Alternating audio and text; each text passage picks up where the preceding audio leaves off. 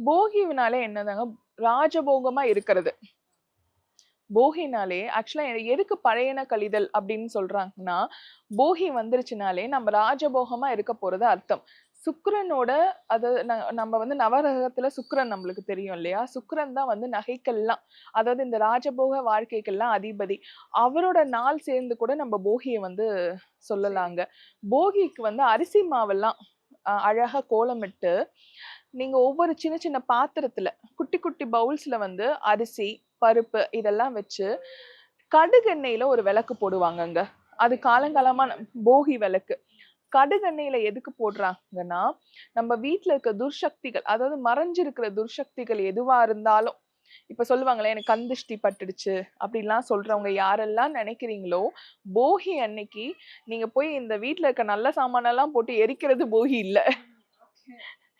போகி அன்னைக்கு வீடை முழுக்க சுத்தம் படுத்தி, அதாவது அப்பெல்லாம் சுண்ணாம்பு அடிப்பாங்க வீட்டுல. பிளாட் சிஸ்டம்ல இருந்தா ஒரு இடத்துலயாச்சும் சுண்ணாம்பு அடிப்பாங்க. இந்த மாதிரி இருந்துட்டு அன்னைக்கு இந்த கடுகெண்ணெயில விளக்கு போடுறது வந்து ரொம்ப விசேஷமா சொல்றாங்கங்க.